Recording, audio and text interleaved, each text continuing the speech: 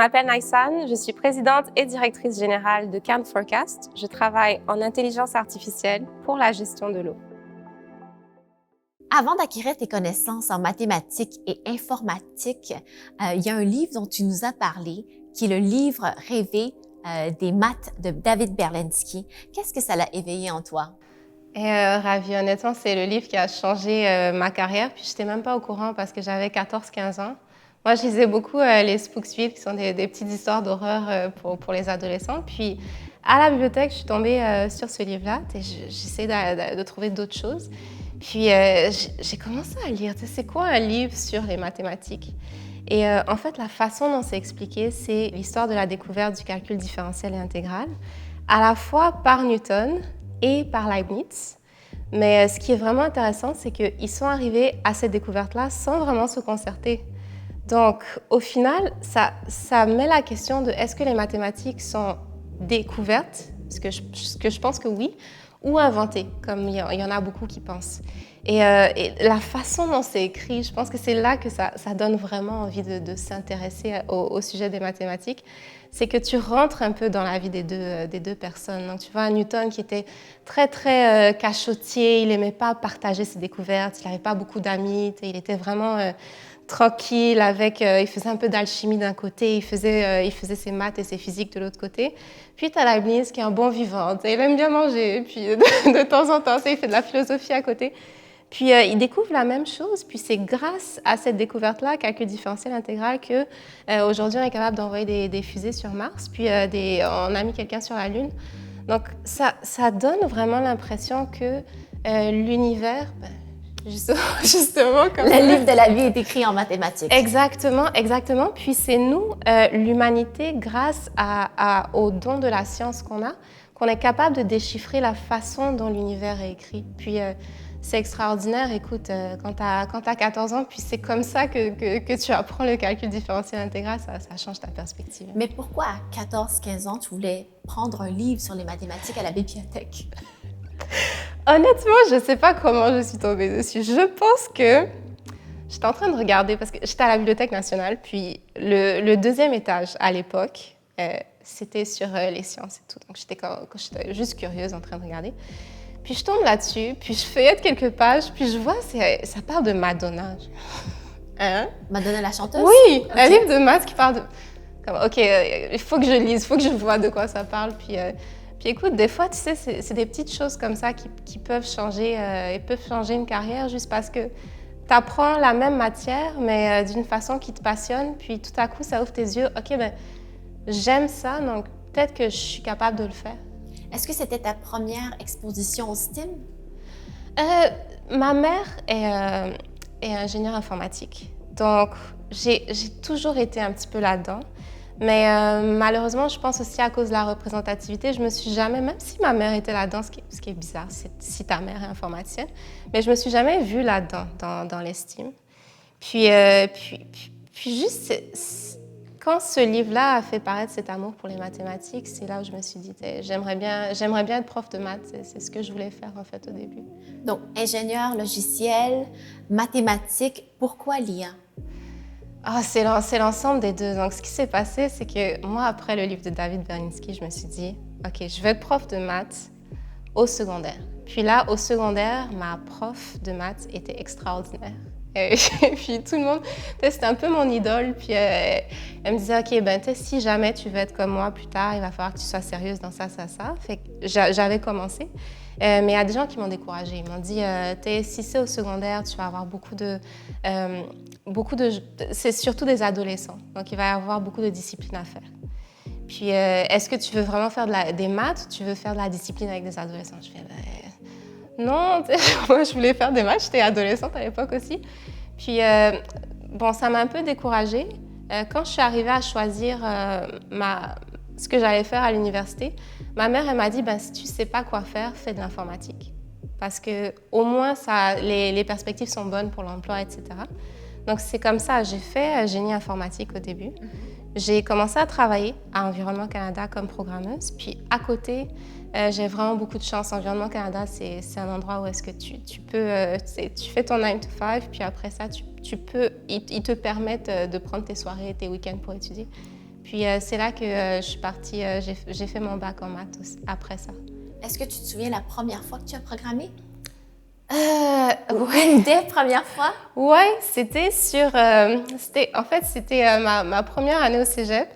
Je sais pas si tu te souviens, il y avait comme des calculatrices scientifiques que tu pourrais programmer en basic. Oui.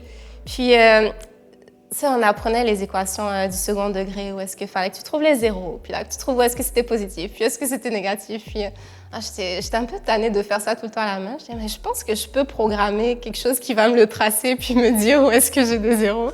C'est ça que j'ai fait la première fois. Je faisais ça en arrière de mon cours de maths, puis le prof... Qu'est-ce que le prof t'a dit? Il dit, est-ce que mademoiselle, tu peux suivre le cours? Mais j'avoue que moi aussi, la première exposition, parce qu'en tant que mathématicienne également, j'avais des profs de maths au secondaire qui étaient passionnés. Je crois qu'on s'en était déjà parlé. J'avais Diane et également François de l'école secondaire. Et puis, ils m'ont vraiment partagé leur passion pour les mathématiques, mais je ne savais pas exactement quoi faire spécifiquement. Donc, toi, est-ce que tu t'es dit les mathématiques, c'est juste prof? Est-ce qu'il y avait d'autres domaines? Est-ce que tu savais les autres domaines qui existaient? Tu vois, c'est ça qui était plate à l'époque, pour moi en tout cas, c'est que j'avais pas accès à même comprendre. Je pense que mon univers était trop fermé de qu'est-ce qui pouvait être fait. Tu sais, il y avait des foires, un petit peu des gens qui venaient, mais il y avait psychologues, médecins. Puis profs, je savais juste parce qu'on avait des profs qui nous enseignaient. Moi, je me suis dit, OK, maths, c'est prof de maths. Oui. Mais l'intelligence artificielle, c'est après ça quand tu réalises, OK, tu es rendu à 26 ans, tu es ingénieur informatique, tu as avancé dans ton bac en maths. OK, maintenant, il y a des choses intéressantes qu'on peut faire quand on mélange les deux ensemble. Pourquoi avoir choisi l'intelligence artificielle et l'eau ensemble? Ah, ça, c'est vraiment pas prémédité, là. C'est plus un coup de chance. Donc, j'étais à Environnement Canada, puis j'ai eu un collègue qui est venu me voir, puis qui a dit, est-ce que tu connais la compétition Aqua Hacking? Moi, je connaissais pas la compétition Aqua Hacking, mais il m'a dit, c'est un groupe de personnes qui se mettent ensemble et le but, c'est de trouver la meilleure application dans le domaine de l'eau. Donc, j'y suis allée vraiment, je savais pas quoi attendre. C'était mon premier hackathon de toute ma vie. Puis là, tu vois un groupe de personnes, 200 personnes qui étaient là pour le lancement du Aqua Hacking. Et le but, c'était, vous avez 6 mois, débrouillez-vous si c'est pendant vos soirs, vos fins de semaine, 6 mois pour trouver la meilleure solution commercialisable dans le domaine de l'eau. Puis j'ai eu la chance, j'ai rencontré la personne, Nicolas, qui allait être mon cofondateur, mais je n'étais pas au courant. Puis lui, il a expliqué un petit peu le problème des déversements d'eau usée dans la nature. C'est pas vraiment la faute d'aucune municipalité. Ce qui se passe, c'est que les anciennes villes, la façon dont ils ont été construits, c'est que le réseau d'eau potable, le réseau pluvial et le réseau d'eau usée, c'est la même chose. Donc tout ça, ça s'en va dans la station d'épuration. Puis quand est-ce qu'il pleut trop, eh bien, il y a trop de volume qui irait dans la station d'épuration. Donc ces eaux-là sont forcément diverties vers le Saint-Laurent dans le cas de Montréal. Puis le problème, c'est que tu ne veux pas te baigner juste après que tu as des eaux usées qui se soient... Parce que la gastro demain, ça ne va pas être cool.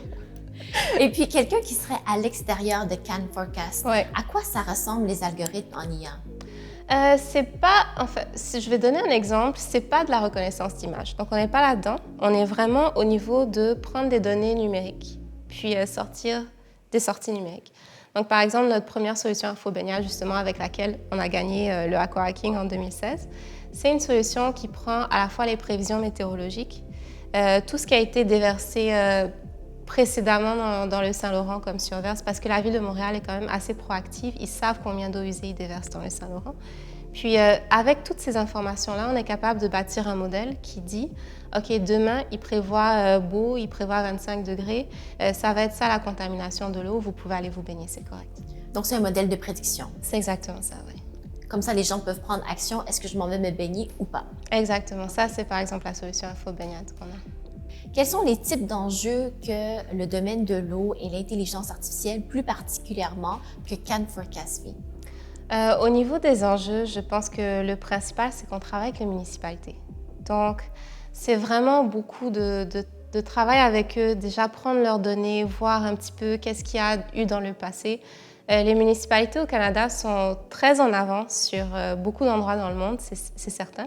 Mais toute la notion de prendre les données, les mettre ensemble, les garder depuis un bon historique depuis 10-20 ans, dont on a besoin pour l'intelligence artificielle, parce que finalement, plus il y a de données pour entraîner le modèle, mieux les sorties seront. Tous ces enjeux-là ne sont pas nécessairement encore matures avec la plupart des compagnies. Il ne faut pas se voiler la face, c'est un petit peu comme ça partout, mais aussi avec les municipalités. Donc, on travaille beaucoup avec eux. OK, telles données, on pourrait les garder. C'est ça le format qu'on pourra avoir. C'est plus un enjeu de type données. Est-ce que les données sont toujours de qualité? Et ça, c'est la grande question. Hein? Il y a du travail à faire? Je pense que oui. Je pense que dans tous les domaines. Dans tous les domaines, il y a du travail à faire. Ce qui est bien avec les municipalités, c'est qu'elles sont vraiment ouvertes. C'est des gens qui sont motivés aussi, donc avec lesquels tu peux travailler pour nettoyer la donnée. Justement, on a collaboré avec un centre d'expertise en infrastructure urbaine au Québec, qui nous a montré un petit peu quels sont les outils qu'ils utilisaient, eux, et quelles sont les règles qu'ils utilisaient pour nettoyer les données. Puis on a pris toutes ces règles-là et on les a mis dans un outil d'intelligence artificielle. Donc maintenant, on a un système intelligent qui nettoie les données pour les municipalités. Wow! Peut-être que ça peut être utilisable dans les autres domaines qui ne sont pas nécessairement reliés à l'eau. Ouais, c'est dans un petit coin dans ma tête là depuis quelques années, mais il faut. En tout cas, moi, j'aimerais savoir plus d'informations, mais ça, c'est dans une autre histoire. Où est-ce que tu imagines ton domaine dans 5-10 ans? Le domaine de l'eau, tu veux dire? Oui, l'eau et l'IA. L'eau, il y a, je pense, de plus en plus. Ça a mis du temps parce que c'est un domaine quand même qui est très traditionnel. Les choses se font comme elles se sont faites depuis 20 ans, 30 ans. C'est un domaine qui ne bouge pas nécessairement très rapidement. Mais là, on voit de plus en plus de villes qui installent des senseurs. Puis des fois, ils me disent, ben Naïsan, j'ai toutes ces données-là, mais je ne sais pas quoi en faire. Toi, tu sais quoi en faire ou pas? Puis on travaille vraiment avec eux. Donc, en fait, toutes nos solutions, que ce soit InfoBaignade pour la qualité de l'eau, InfoBris pour la détection des bris de conduite d'eau potable ou les deux autres solutions secrètes qu'on est en train de travailler avec des villes, c'est eux qui nous ont guidés parce que c'est eux qui ont ces données-là, c'est eux qui ont le problème, mais il faut travailler ensemble pour avoir une solution qui marche avec ce dont ils ont besoin. Pour terminer, Naïsan, c'est quoi ton conseil pour les jeunes? Mon conseil pour les jeunes, c'est vraiment, faut pas se limiter parce que des fois, on se limite nous-mêmes dans notre tête. Je peux juste faire telle affaire ou tel poste ou telle affaire. Je serais pas capable. De toute façon, les gens qui font tel job me ressemblent pas. Mais au final, tu réalises que si tu essayes, tu peux y arriver. Puis il y a beaucoup de gens qui sont prêts à t'aider pour y arriver. Donc c'est pas tant que c'est sûr que personne sait tout ce qu'il faut pour réussir quelque chose dès la première fois qu'ils essayent. Mais le but, c'est ça, continuer à essayer, puis continuer à avancer, puis prendre des mentors, poser des questions, être curieux. Puis au final, tu te retrouves, des fois, je regarde ma vie, puis comment ça se fait que je suis rendue là à mon âge? Mais c'est vraiment essayer, puis se dire, OK, je ne sais pas si je peux y arriver, mais si je n'essaye pas, c'est sûr que je ne vais pas y arriver. Donc, au moins, je vais essayer une fois. Naïsan, merci pour ta contribution et pour ton riche partage. Merci à toi, Ravi, c'était un plaisir. Si tu veux en savoir davantage, je t'invite à visionner les prochaines capsules et à consulter héros-de-chez-nous.org pour du contenu exclusif. C'était Pause Techno IA, les métiers du futur.